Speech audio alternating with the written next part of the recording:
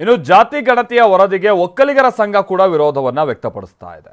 ನಾವು ಮೊದಲಿನಿಂದಲೂ ವರದಿಯನ್ನ ವಿರೋಧಿಸ್ತಾ ಇದ್ದೀವಿ ಅಂತ ಒಕ್ಕಲಿಗರ ಸಂಘದ ಅಧ್ಯಕ್ಷ, ರಾಜ್ಯ ಒಕ್ಕಲಿಗರ ಸಂಘದ ಅಧ್ಯಕ್ಷ ಕೆಂಚಪ್ಪಗೌಡ ಹೇಳಿಕೆಯನ್ನ ಕೊಟ್ಟಿದ್ದಾರೆ. 2011ರಲ್ಲಿ ನಡೆಸಿದ ಸಮೀಕ್ಷಾ ವರದಿಯು ಕೂಡ ಅಪ್ರಸ್ತುತ, ಯಾವುದೇ ಕಾರಣಕ್ಕೂ ನಾವು ಒಪ್ಪೋದಕ್ಕೆ ಸಾಧ್ಯ ಇಲ್ಲ ಅಂತ ಹೇಳ್ತಾ ಇದ್ದಾರೆ. ಏನು ವರದಿ ಇವತ್ತು ಅವರು ಕ್ಯಾಬಿನೆಟ್ಗೆ ತಂದಿದ್ರು ಅದು ಅವೈಜ್ಞಾನಿಕ ಅಂತ ನಾವು ನಮ್ಮ ರಾಜ್ಯ ಒಕ್ಕಲಿಗರ ಸಂಘದಿಂದ ಇವತ್ತು ನಾವು ಹೇಳ್ತಾ ಇದ್ದೀವಿ.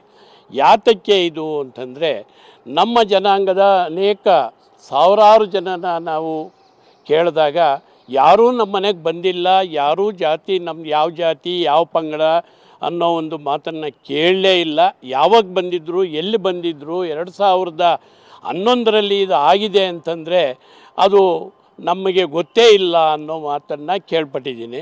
ಆದರೆ ಇದು ಅವೈಜ್ಞಾನಿಕ ಅಂತ ನಾನು ಯಾಕೆ ಹೇಳ್ತೀನಿ ಅಂತಂದರೆ, ಪ್ರತಿಯೊಂದು ಮನೆಗೂ ಹೋಗಿ ಸರ್ ನನ್ನ ರೆಸಿಗ್ನೇಷನ್ ಯಾಕೆ ಸರ್, ನಾನೇ ಜಾಬ್ಸ್ ನ ಕ್ರಿಯೇಟ್ ಮಾಡಿ ಬಾಸ್ ಆಗಬೇಕು ಅಂತಿದ್ದೀನಿ. ಹೇಗೆ? Boss Vala B the boss ಲೆಕ್ಕ ತೆಗೆದು ಅವರು ಯಾವ ಕಮ್ಯುನಿಟಿಗೆ ಸೇರಿದವರು ಅನ್ನೋದನ್ನು ಅವರು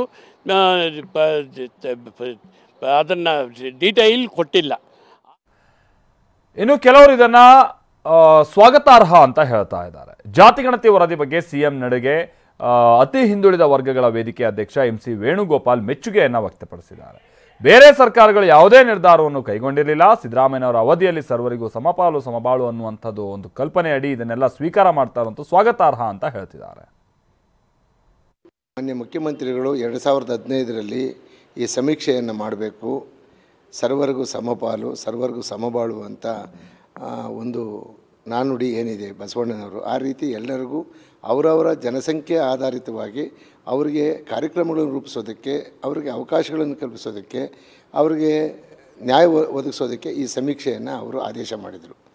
ಇವತ್ತು ಅದರ ನಂತರ ಬೇರೆ ಸರ್ಕಾರಗಳು ಬಂದರೂ ಸಹ ಅದನ್ನು ಅನುಷ್ಠಾನಕ್ಕೆ ತರಲಿಕ್ಕೆ ಹೋಗಲಿಲ್ಲ.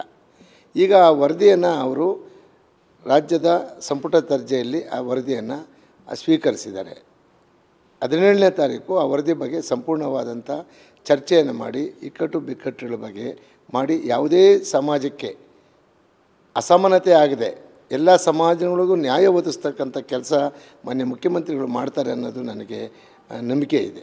ಇವತ್ತು ಸಿದ್ದರಾಮಯ್ಯನವರು ಯಾವುದೇ ಸಮುದಾಯಕ್ಕೆ ಈಗ ಗ್ಯಾರಂಟಿಗಳನ್ನು ಕೊಟ್ಟಿದ್ದಾರೆ, ಯಾವುದೇ ಒಂದು ಸಮುದಾಯಕ್ಕೆ ಕೊಟ್ಟಿಲ್ಲ. ಅವರು ಒಂದು ಅತ್ಯಂತ ಹಿಂದುಳಿದಿರ್ತಕ್ಕಂಥ ಸಮಾಜಗಳು, ಶೋಷಿತ ವರ್ಗಕ್ಕೆ ಅನ್ಯಾಯವಾಗದಂತೆ ಈ ಸಮೀಕ್ಷೆಯಲ್ಲಿ ಅವರ ಜನಸಂಖ್ಯೆ ಅನುಗುಣವಾಗಿ ಅವರಿಗೆ ನ್ಯಾಯ ಒದಗಿಸಬೇಕು. ಯಾವ ಸಮುದಾಯಗಳಿಗೂ ಸಹ ಆತಂಕ ಪಡ್ತಕ್ಕಂಥ ಅವಶ್ಯಕತೆ ಇಲ್ಲ ಅನ್ನೋದು